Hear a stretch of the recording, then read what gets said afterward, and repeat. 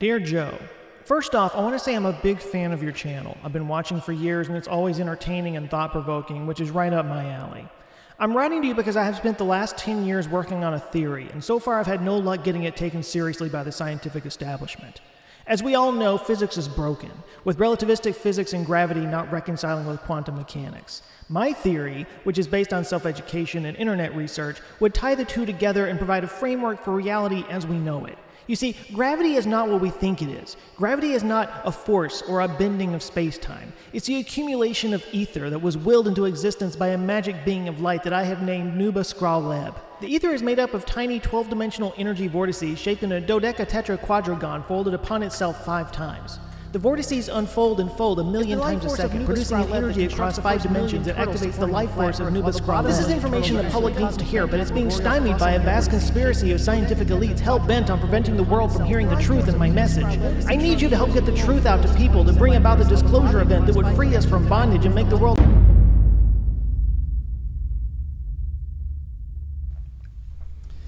Alright, here's the deal. I am not a scientist. I don't claim to be one. I don't play one on TV or YouTube or whatever. I am somebody with a film degree who wanted to make comedy videos and somehow stumbled and landed in science communication. As the saying goes, those who can't, science communicate. But it happens almost on a daily basis. Let's say 3 times a week, I will get an email or a letter in the mail from somebody that has some big theory or some big idea or some invention, and they want me to sort of validate it and or help spread the word about it. And here's why I don't do it, okay? I'm not that guy. I don't have a science degree. I don't have an engineering degree. I am not somebody who is going to go and buck up against like the science community and the scientific consensus in the world and say that this idea is the end-all be-all theory of everything that we've all been looking for, because I'm not qualified to say that. I've said multiple times on the channel, I will always go with the scientific consensus because I am not in a position to question that. Now, does this mean that the scientific consensus is always right? Of course not. They've gotten things wrong, and then they upgrade it later as new information comes in. That's how the scientific process works. And it should be challenged. It should be questioned from time to time. New ideas need to be injected into it and thought through. That's what the whole peer review process is all about. But I'm not one of those peers. And I know that, maybe I come across as somebody that knows a lot about some things because my channel is called Answers with Joe, and I cover a lot of different topics, but I've covered a lot of topics to a very, very, very shallow degree. So while if I'm willing to pat myself on the back a little bit, it would be that I do have a sort of a broad knowledge base, and maybe I have the ability to connect some disparate ideas together and whatnot, and maybe that makes for good science communication, but I'm not somebody that can take a deep dive into a theory and decide yes or no, this is the right idea. Like when talking about my knowledge base, I often refer to this graph that we've all seen about the Dunning Kruger effect. And by the way, I should say real quick that there's a lot of people that think that this graph is total bullshit and that the Dunning Kruger effect itself is a bit misunderstood. See how smart I am? But the idea of the Dunning Kruger effect is that the less you know about something, the more confidence you think you have in it, because you don't see how much there is that you don't know yet. But the more you look into it, you start to fall down this curve and you start to realize, this is a competence level, by the way. You start to realize that, oh, there's a whole lot that I don't know about. And then the more you know, then you start to kind of get a better understanding. And then eventually you become an expert and your competency starts to equal your perceived confidence in that subject. So when I work on these videos, I have 2, maybe 3 weeks to research it. And a lot of times these are written by, writers on staff. So they're the ones that are actually doing a lot of the research. Sometimes I get these videos and I basically just have the script to go on, and I don't really have anything deeper than that, which is why a lot of these videos I kind of completely forget that I made them a week later. But even at the best of times, my understanding of a topic gets me maybe to about right here on the little Dunning Kruger effect graph. So I learned just enough to know how much I don't know. So this might be a better way to visualize it, or a nerdier way anyway. If knowledge base on a topic is like a gravity well in space, I'm floating around the sun in most topics. There's certain special things like, how to run a YouTube channel that I might be a neutron star.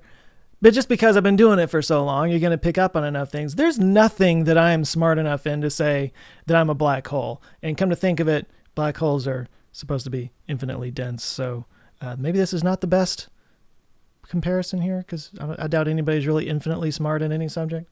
The point is, I get why somebody would want to turn to somebody that has a big exposure or a big, YouTube channel or following online to want to get their idea out.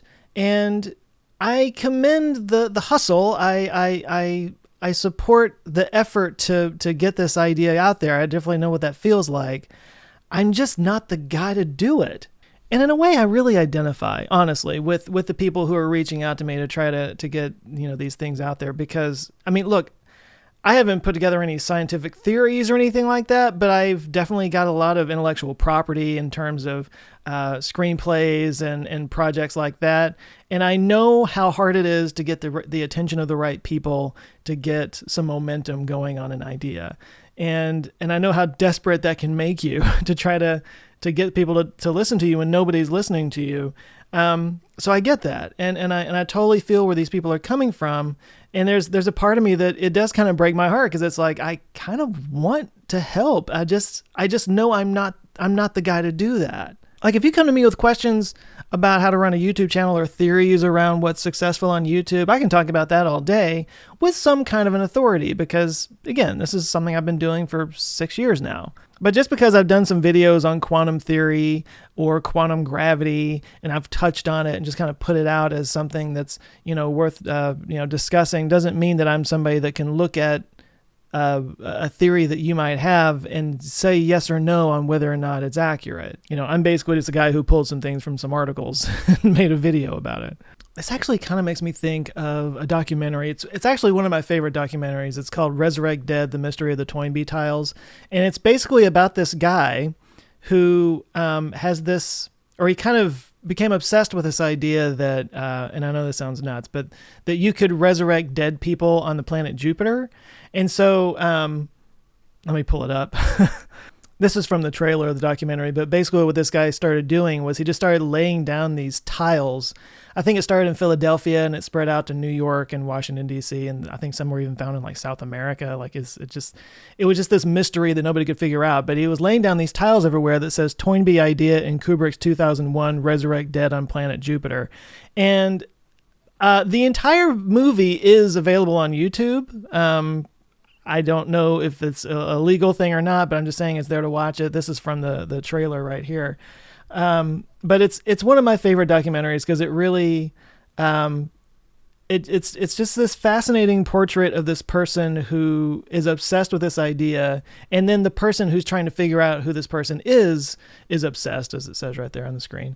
I'll put the link to this down in the description. But the idea is that this guy became obsessed with this idea and he couldn't get anybody to take it seriously because it is kind of nuts. So he resorted to just making these tiles and dropping them in streets around the world. And he did it in this really unique way that I won't spoil for the movie. But it kind of makes me think of that. It's like when you have an idea and you really want people to take it seriously, but nobody will take it seriously for whatever reason. Maybe it's crazy, or maybe it just goes against conventional wisdom or whatever. And you resort to doing things like this to get the idea out there. Sometimes when I get some of these manifestos, it makes me think of that. Because again, I kind of default back to the fact that I've researched a lot of these things, a lot of these topics, enough to know how much I don't know, and enough to know that there are people who have dedicated their entire lives to knowing everything about this topic, and even they maybe don't know the answer to it. So for me to think that I have any idea is just like the height of arrogance as far as I'm concerned. So when I get some of these emails from people that seem to think that they've figured out gravity, or that, the universal or the standard model is wrong, and they know this, but the scientific community won't listen to them, it does kind of feel like arrogance to me. But again, I don't fault anybody for having an idea and wanting to get it out there. And my heart does go out to people who are getting that desperate that they're reaching out to some basic bitch YouTuber to try to get them to talk about it. It's just, that's my message, is like, I would love to help, but I'm not that guy. I'm sorry. I'm just not. And I don't doubt for a second that somebody who's watching this video might have sent me one of these somewhere along the way. And I don't want you to think that I'm being dismissive of your idea. It's just, I'm just not the guy. I know I just kind of keep saying that over and over again, but I'm not the guy to verify these ideas. I will say though, like, look, if you run across an idea for a video topic, even if it is a little bit crazy, but you have, some articles on it or something that you can point me to, great, please do that. I get a lot of great ideas from viewers, both in the comments and on Patreon and, in emails and stuff like that. I welcome that. As long as it's not like you reaching out to me and saying, hey, I've got this idea, can you validate it? That's kind of where the line gets crossed and where I'm sorry, I'm no help there. Anyway, I think that's the end of it. Don't send me your manifestos anymore. I'm not that guy, but I wish you luck with getting your ideas out. If you're that person. If you're somebody who's just watching this video, then I hope this was entertaining to you, and I will get you back to your regularly scheduled YouTubing. Okay. Thanks. You guys take care.